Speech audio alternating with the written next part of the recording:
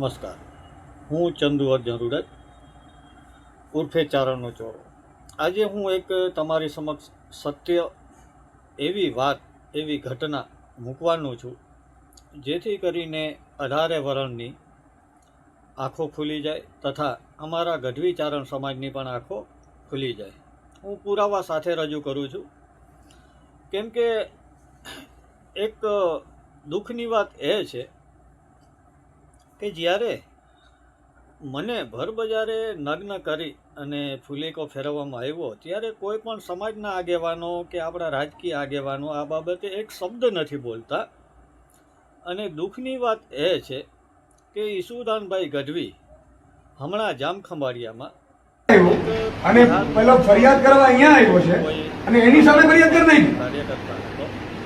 તેના ઉપર અને ઈ સુદાન ગઢવી એરિયામાં કહેતા હતા કે ભાઈ ખોટી FIR ક્યાં દારૂના અડ્ડાઓ ને મટકાન બધાનું એસપી બધાનું ઉપાડીશ. પોલીસને એટલી બધી જાહેરમાં ધમકીઓ આપે છે કે ભાઈ આ તમારું બધું છે એ બધું બંધ કરાવી દઈશ ને આમ ને તેમને, જે વિડીયોમાં પોતે બોલે છે.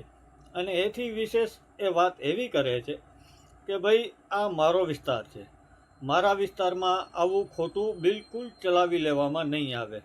એટલે મારે ઈસુદાનભાઈ ગઢવીને એ જણાવવાનું છે કે ઈસુદાનભાઈ ગઢવી, જે નગ્નકાંડ થયો એ વિસ્તાર તમારો છે અને એ જ ચોકી હતી કે જ્યાં પોલીસ અને ગુંડા તત્વો બંને મળી અને મને નગ્ન કરી અને ભરબજારે ફૂલીકો ફેરવું.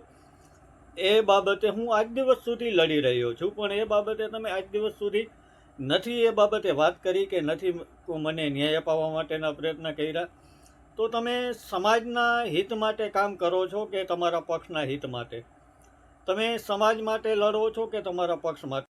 આ બધા સવાલ એટલા માટે હું તમારી માથે ઊભા કરું છું કે તમે ગુજરાતમાં, આખા ગુજરાતમાં તમે બહુ ફલાણા વ્યક્તિને ઢીકડા વ્યક્તિને તમે મદદ કરવા જાઓ છો, પણ ફક્ત ને ફક્ત તમે વિડીયો બનાવીને. પણ જામખંભાળિયા નગ્નકાંડ બાબતે તમે આજ દિવસ સુધી વિડીયો પણ નથી બનાવ્યો, કાંઈ બોલ્યા પણ નથી. આ ચૂંટણી આવી એટલે તમે હવે મેદાનમાં આવ્યા અને હવે આ ચૂંટણી વહી જશે, તમારું રાજકારણ રમી અને તમે પણ એ જ કરવાના છો જે બધા રાજકીય આગેવાનો આજ દિવસ સુધી આમ પબ્લિકને આમ સમાજને મૂર્ખ બનાવતા આવ્યા, તે જ પ્રમાણે તમે કરવાના છો.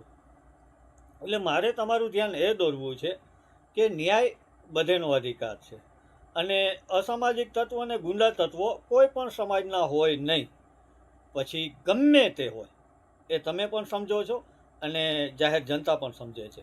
પણ આમાં તમે એટલું અત્યાચાર ને અન્યાય તમારા દ્વારા કરવામાં આવ્યું છે કે જે ગુજરાતની સૌથી ગંભીર ઘટના, એ બાબતે તમારા મોઢામાંથી એક પણ શબ્દ નીકળ્યો નથી અને તમે આ બાબતે આગળ કંઈ બોલવાના પણ નથી. તમારું ચૂંટણીલક્ષી જે પણ ઢંઢેરો હોય તે એ તમને મુબારક, પણ હું આમ પબ્લિકનું, આમ જનતાનું, 18 વર્ષનું આપણા ચારણ સમાજનું ધ્યાન દોરવીશ અને બધાને યાદ અપાવીશ કે ઈસુદાનભાઈ ગઢવી આપણા સમાજ માટે જો કાંઈ નથી કરી શક્યા, સમાજના દીકરાને ન્યાય નથી અપાવી શક્યા, તો પછી અન્ય સમાજને અને અન્ય વ્યક્તિઓને શું આ ન્યાય અપાવશે કે નહીં?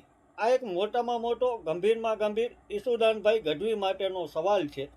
તમને બધાને આ બાબતે દુઃખ લાગે તો હું માફી માગું છું, પણ સાચું કહેવું અને સાચું તમારે સાંભળવું આ જરૂરી છે, મારા માટે ને તમારા માટે અને તમામ વર્ગ માટે. તો આ સાચું છે, સાંભળો અને જે પણ તમને યોગ્ય લાગે.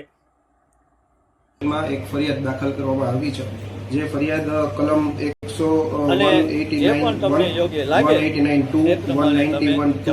જો આપી શકતા હો તો આપજો. હું તમારા જવાબની રાહ જોઈશ અને 18 વર્ષનું રાહ જોઈશે તમારા